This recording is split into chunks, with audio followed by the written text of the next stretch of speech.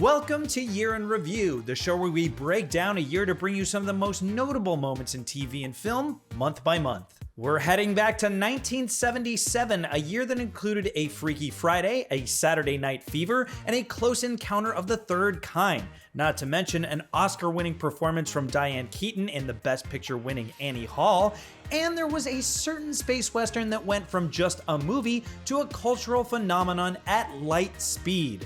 Star Wars. I'm talking about Star Wars. Plus, the world of television said goodbye to the Mary Tyler Moore Show and hello to new shows like Chips and Three's Company. So come and knock on my door, because here's your Year in Review 1977 edition.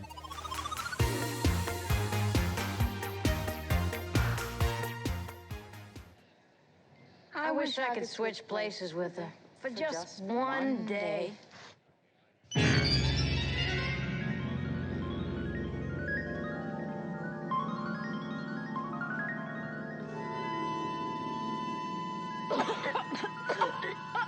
Arriving in wide release in January, on a Friday by the way, was the original cinematic version of the family comedy Freaky Friday. The film is based on the 1972 novel of the same name by Mary Rodgers, who also wrote the screenplay. And it follows a mother and daughter, played by Barbara Harris, and a young Jodie Foster, who get a taste of each other's lives after they somehow switch bodies. Freaky Friday performed well at the box office, pulling in $36 million on a $5 million budget, and picked up 3 Golden Globe nominations, including one each for both Barbara Harris and Jodie Foster. I wish I had my own body back.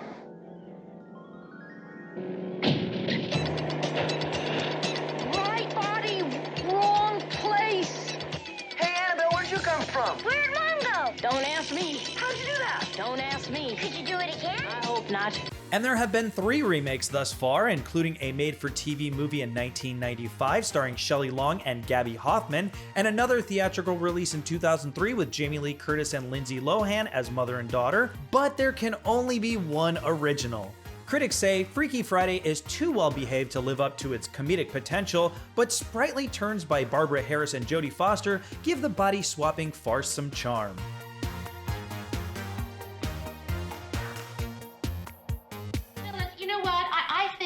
Would want to come home if you'd just show her that you miss her.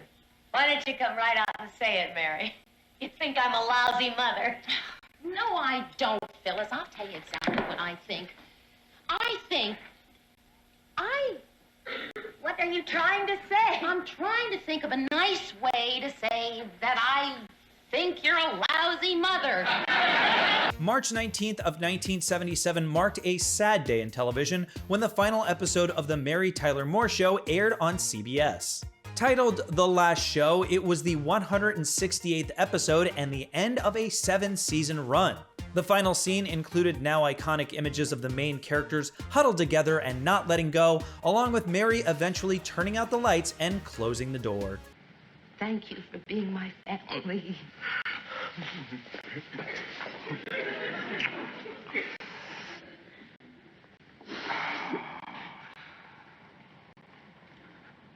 Now for the hard part. How do we leave this room? The episode won an Emmy Award for Outstanding Writing in a Comedy Series, although it ranked just 6th in the ratings during the week of its initial broadcast. But it clearly went on to have an impact, including on Friends co-creator Marta Kaufman, who called this finale the gold standard and said that it influenced the final episode of her iconic sitcom, Friends. Critics say an exceptional ensemble and a smart sense of humor suggest that the Mary Tyler Moore Show and its titular star may just make it after all.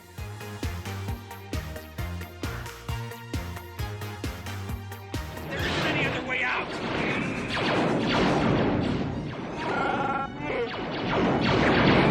I can't hold off forever. Now what? Some rescue. You came in here. Did you have a plan for getting out? Eat the brains, sweetheart. Well, I didn't. What the hell are you doing? Somebody has to save our skins. Into the garbage, you flyboy. This was the first installment in the Star Wars franchise, but the 4th episode in the 9-part Skywalker saga. You get that right. The film follows Luke Skywalker, Han Solo, Chewbacca, and a couple pretty famous droids as they try to rescue Princess Leia from the evil Darth Vader and help the Rebel Alliance restore freedom to the galaxy. The film ended up surpassing Jaws as the highest grossing film ever until E.T. took it over in 1982, and Star Wars has since evolved into the 5th highest grossing media franchise of all time. Not bad considering George Lucas left town opening weekend fearing the worst, heading to Hawaii with Steven Spielberg, where they came up with the idea for the first Indiana Jones film. I didn't write a movie on my vacation to Hawaii. Don't try to frighten us with your sorcerer's ways, Lord Vader. Your sad devotion to that ancient religion has not helped you conjure up the stolen data tapes, or given you clairvoyance enough to find the rebels' hidden fort.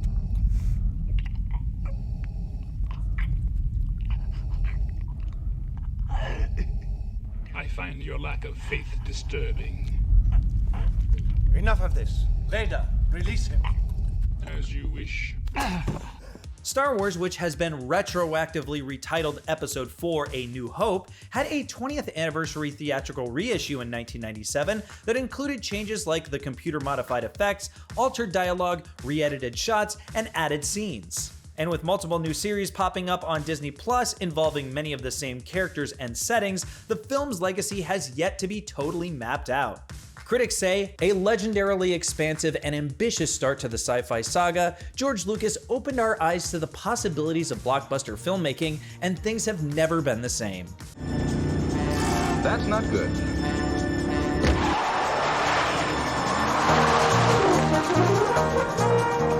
It would be better with a whole bridge. And that's worse.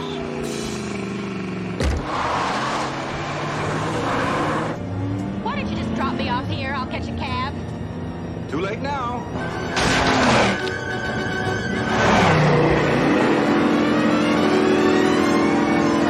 Reynolds stars alongside Jerry Reed, named Bandit, and Snowman respectively, as two bootleggers attempting to illegally move 400 cases of Coors from Texarkana to Atlanta. The film also stars Jackie Gleason as a sheriff who's after them, and Sally Field as an unlikely passenger in Bandit's car. It took a while for this movie to catch on with studios and producers, in part because it was the directorial debut for Hal Needham, who had only worked as a stuntman in Hollywood to that point. Wait a minute. Scratch that, hold it. I can't lie to you, Sheriff. You're too good a man. Look over your left shoulder. Oof. We're on our way to Boston to get some clam chowder. Bye-bye. No hard feelings! I'm not giving up! I'm not giving up! But once Needham's friend Burt Reynolds agreed to star, things changed. And Smokey and the Bandit went on to become the second highest grossing film of the year behind Star Wars, earning $126 million on a $4 million budget. I guess you could say they made off like bandits? Who's writing these scripts? I need a name. Critics say, not much in the head, but plenty beneath the hood. Smokey and the Bandit is infectious fun with plenty of car wrecks to keep the eyes glued.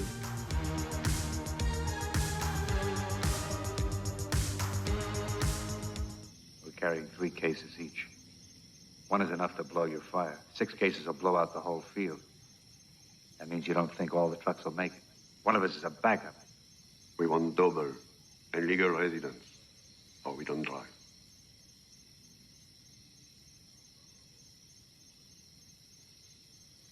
You leave in 4 hours. And from transporting beer to transporting nitroglycerin, the film Sorcerer opened in June, directed and co-produced by William Friedkin from The French Connection and Exorcist fame. The budget for Sorcerer ended up ballooning to around $22 million, and it was only able to bring home $9 million at the box office. Many attribute the low numbers to the fact that it was competing with Star Wars, already a cultural phenomenon at that point, just a month later.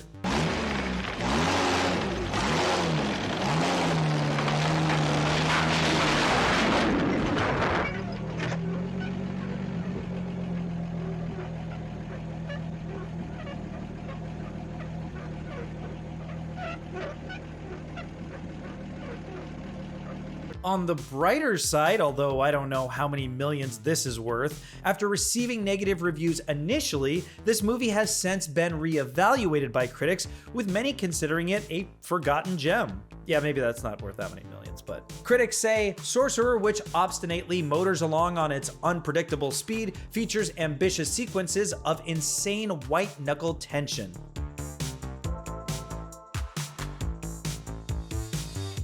They lied to us. The directress is here. That's her, one who's snoring. She's here. She's there, right behind that chin. And making its way to America in August of 1977 was the Italian supernatural horror film Suspiria, directed and co-written by Dario Argento.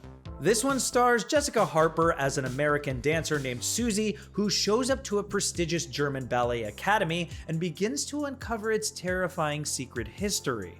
20th Century Fox had the American distribution rights for the film, but they were reluctant to release it because of the violent content. Sure enough, Suspiria ended up being Fox's 7th highest grossing film of the year and Argento's highest grossing film in the US. You wanted to kill Elena Marcus! Hell is behind that door! You're going to meet death now! The living dead!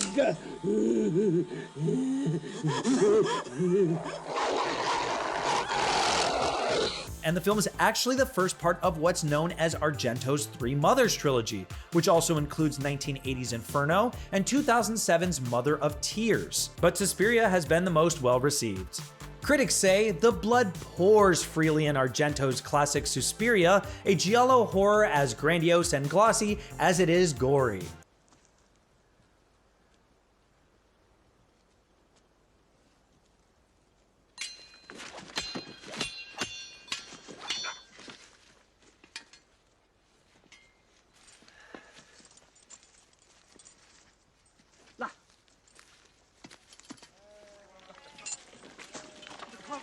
Hitting theaters at the end of August was the British historical drama The Duelists, which marked the feature directorial debut of some guy named Ridley Scott, who had just done TV commercials to that point, and backing him was a cast that included Harvey Keitel, Keith Carradine, and Albert Finney. The film begins in France at the beginning of the 1800s, where a mild-mannered lieutenant is forced into a duel with a temperamental and irrational lieutenant over a minor perceived slight.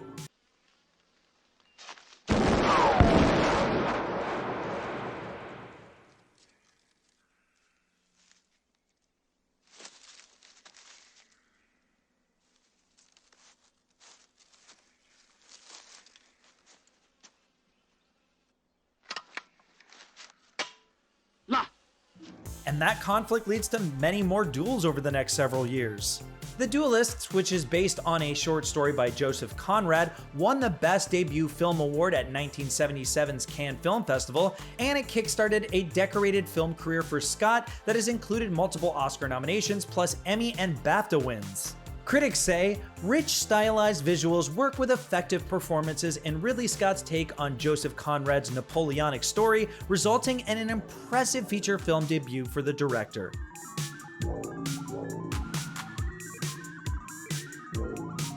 Hey, Potch, forget it. That really kills my day, you know? There's no justice in life, John, only luck. Well, if that's the case, you gotta be the luckiest guy in the world, because that stunt you pulled back at the 4 level, you almost closed the book. Stunt? It was beautiful. Come on, admit it. That fast decel, that real tight 360 lock to lock. Complete and total control. From the highways of California and straight into living rooms everywhere on September 15th was the crime drama series Chips. Airing for 6 seasons and 139 episodes on NBC, plus one reunion TV film in 1998, this show starred Eric Estrada and Larry Wilcox as 2 motorcycle officers on the California Highway Patrol, solving crimes and helping in trouble.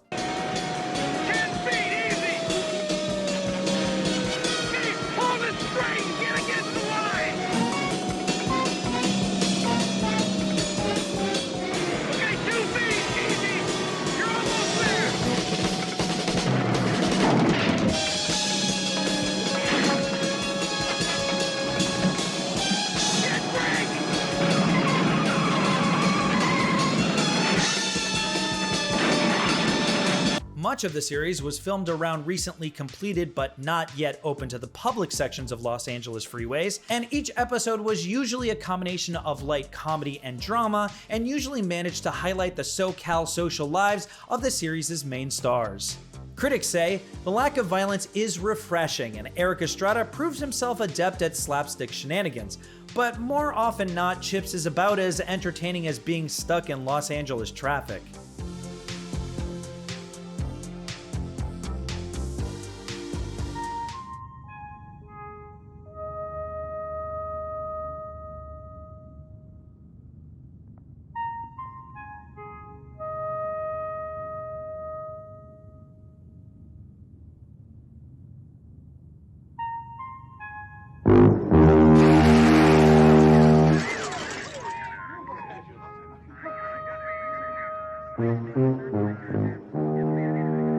Making contact with humans in November of 1977 was Close Encounters of the Third Kind, written and directed by Steven Spielberg, who was coming off the very successful Jaws a couple years prior. The film stars Richard Dreyfuss, who was also coming off Jaws and actually heard Spielberg discussing this film on the set of that film and campaigned for the part. He plays a blue-collar everyman in Indiana whose life changes after an encounter with a UFO. At one point, Spielberg was considering that this was more of a documentary or even low-budget feature about people who believe in UFOs.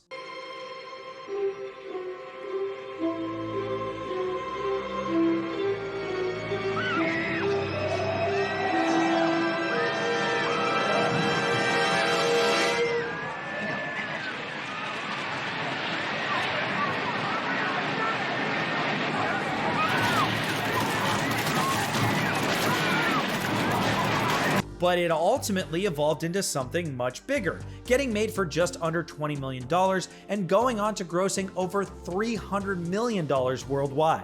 Because of that, and because they rushed him to finish it in 1977 instead of his desired summer of '78 release date, Columbia Pictures gave Spielberg more money to go back in and add some things for a special edition director's cut of the film released in 1980. This also set a director's cut trend that has continued for decades. Critics say Close Encounters of the Third Kind is a deeply humane sci-fi exploring male obsession, cosmic mysticism, and music.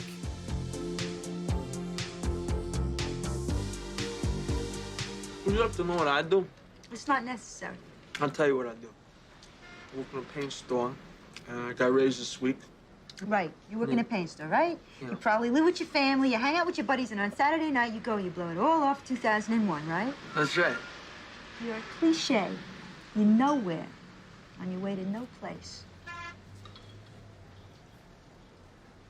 What do you got, a stairway to the stars or what? Yeah, maybe. Holiday gift list no doubt included bell-bottoms, disco music, and dance lessons after the music and dance-filled drama Saturday Night Fever hit theaters in December.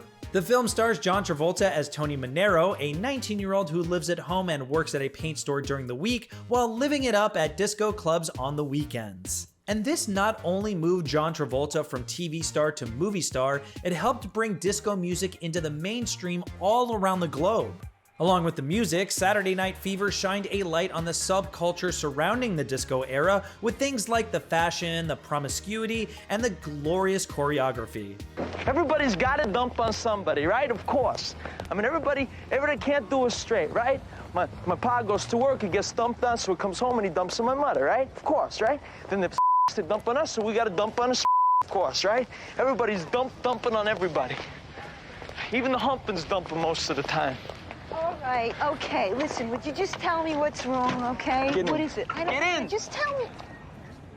Travolta received an Academy Award nomination for his performance, becoming the 5th youngest nominee in the category at the time. And he went on to reprise the character in 1983's Staying Alive, which the critics didn't love but the fans spent their money on.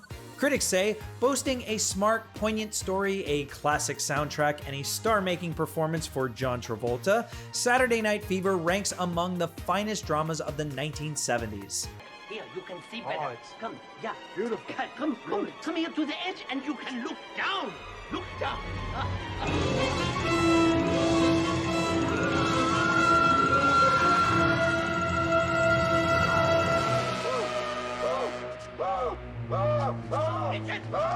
Listen, oh my boy, you all right? He's doing here. And ending 1977 on a high note was the Mel Brooks mystery comedy High Anxiety, with Brooks leading an ensemble cast that included Cloris Leachman, Madeline Kahn, Harvey Korman, and Dick Van Patten.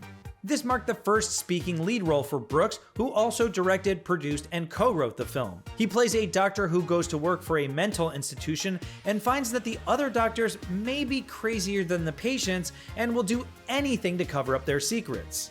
High Anxiety is a parody of Alfred Hitchcock films like North by Northwest, Vertigo, and Psycho, with Brooks working hard to emulate the look and style of the iconic director's pictures, right down to hiring the same bird handler used for The Birds.